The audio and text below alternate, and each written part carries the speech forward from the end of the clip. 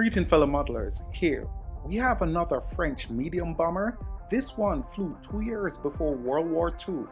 This, the LeO 451. Beautiful bomber, V-tail, unique dorsal and ventral turret configuration. Let's begin. So here we are looking at the LeO 451. First we're going to deal with the spar. Here I'm cutting it out, I'm doubling it. The sheet paper I'm using is 120-gram sheet. I usually print on gloss and I have an Epson printer. I don't know if this information would mean anything to you, but this is what I use to do and print all my models. So here you see I'm placing it in the central fuselage and it worked great. Because of that, we can build now the rest of the fuselage. Here, always make sure to paint the edges because it really adds to the end product looking really good. Here you see I'm mounting it like I do the other typical models, putting in the joiner tabs, and we just assemble as needs. Again, painting the edges, beautiful. I really like the look of the model. The French models, they are very different, so to speak, a little more elegant, I'm thinking. Here you see I'm doing the rear fuselage, the tip. Of course, painting and forming, making sure that it looks proper. A really big advice I have is that when you're going to do these models, make sure that you take a look at it online. The 3D view, it really helps. And here you see I'm doing the nose of the bomber. I usually paint the forward using watercolor paint. It really helps. After it dried, then I'll cut the pieces out and assemble. Here you see me using the tip of my brush to form and shape. Always invest in a good set of tweezers. Paint the edges like we do for the main fuselage, and then we can join everything together. The shape of it, again, please make sure to refer to any 3D drawings you can find online. It really helps. And then we attach that now to the front, and then this now can be attached to the main fuselage. So now we have it. Time to now put on the cockpit area or the cabin area. Of course, now when we cut this out, we're going to roll, and I always use my brush handle to begin the roll so it helps eliminate any crease, and then we join them using tabs on the inside. Really bring it alive.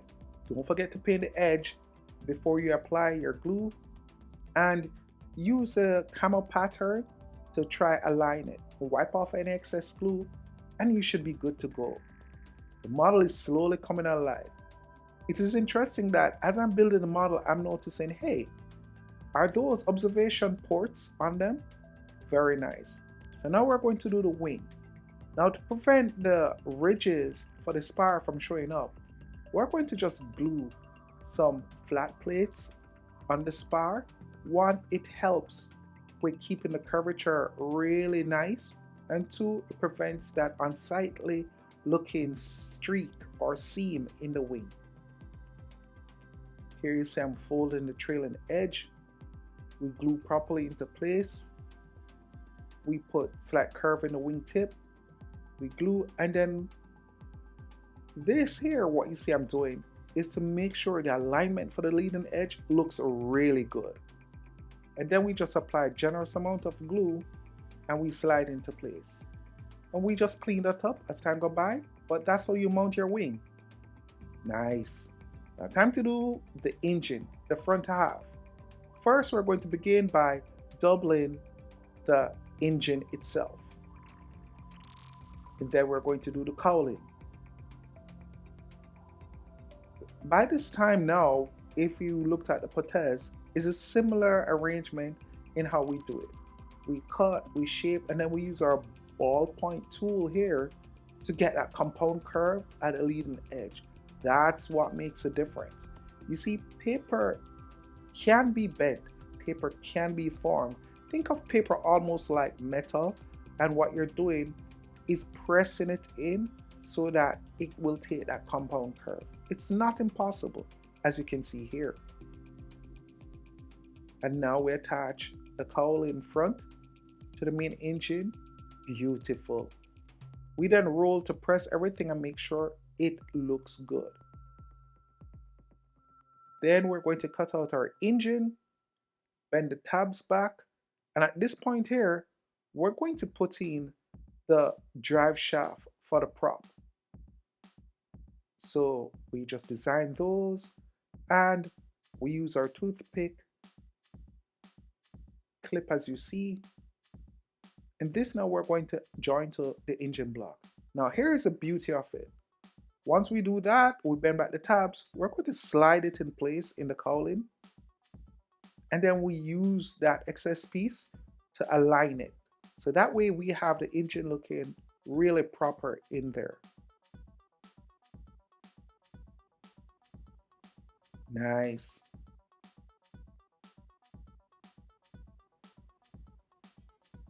Then we can put on the rear cowling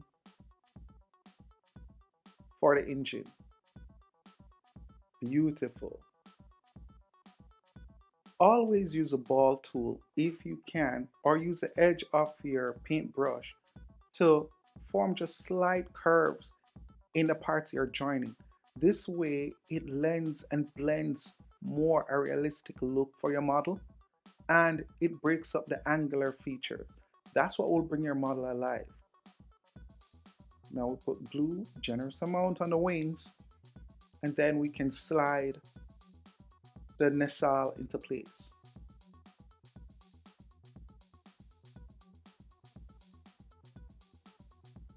Clean it up, looking good. Now let's deal with the spinner. So the spinner is typical, it is straightforward. We're going to cut out our parts, and it's in 3 pieces. That extra large hole I've put in the base is to take the toothpick shaft that we created on the cowling.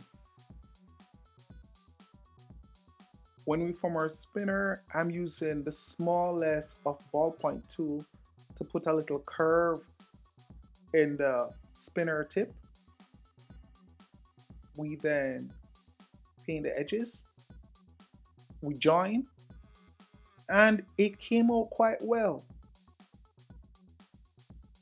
If there is anything I would advise when doing these models is one, ballpoint tool, good set of tweezer, and painting.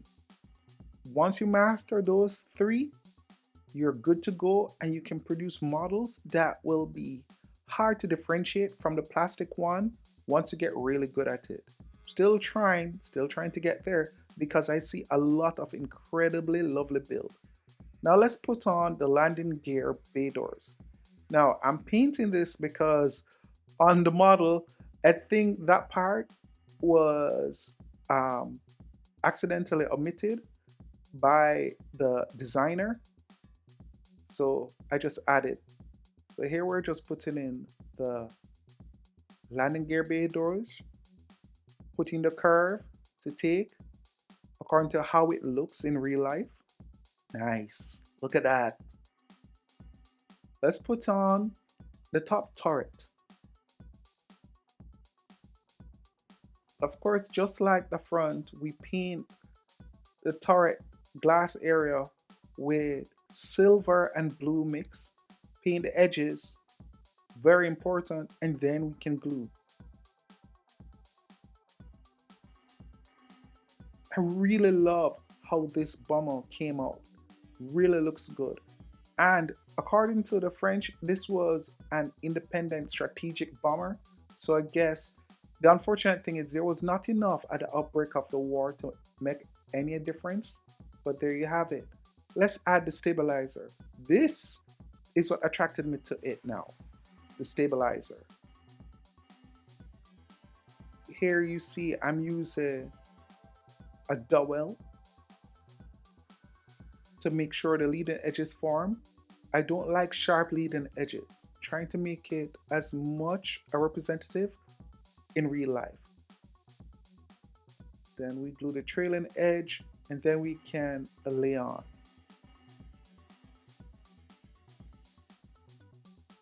Nice, look at that. Now we check by just looking to make sure, okay, it does look equal. Then we can add the stabilizer. The same way we did our potes is the same way we can do the LeO.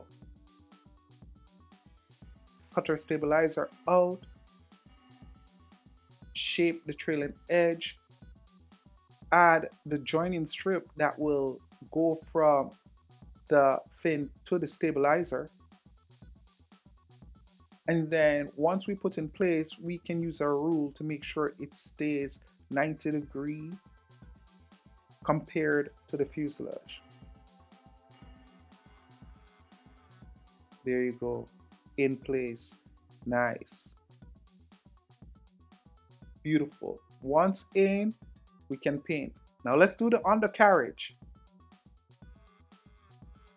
Undercarriage, we double it and then we cut the parts out. And then we're going to set this aside. Nice. Usually find like in doing the landing gear struts, this is a plate that joins both struts. We just form this and put this out of the way.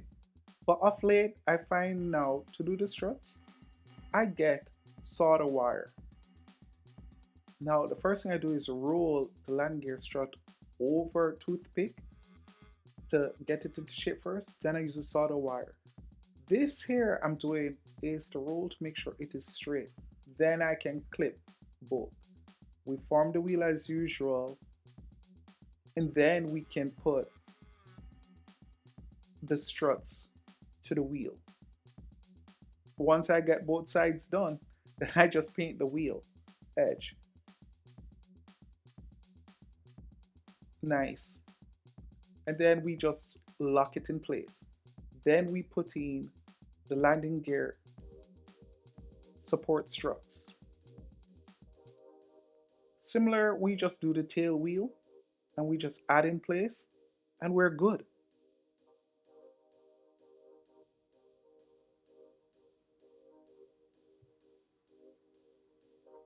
And then the tail wheel gear door bays, and now we're dealing with the turret below. First thing I'm going to do is to paint the back side of it and then we can cut it out. Once we're out, we're going to shape it just like we did with the top. We use our toothpick to shape it below. Lovely. I really love, the more unique the plane is the more I'm loving it. And these models are really, really cool to build. The fact that it's about almost 2 years now, I've been looking at the 100 scale and I'm so in love with it. My dream is to just build a shelf on the side of the wall complete with strictly 100 scale models and 1/72 scale. The thing is, for Halinsky though, definitely leaving that at its original 133 scale. So much details on the kit. And here now we're putting in our pitot tubes and our various instruments and extremities. These bring the model to life. And then a cannon I just made from scrap using solder wire and just roll paper and just try to make it have the general look of what it is. So that part is optional, but it did bring the model to life. That's a big cannon on the tail. And there you have it, a fine looking LeO 451. I hope you loved what you see. Thank you so much for staying with me throughout the entire build, and especially my Patreon members. I'd like to thank each and every one of them who helped me to bring this to you.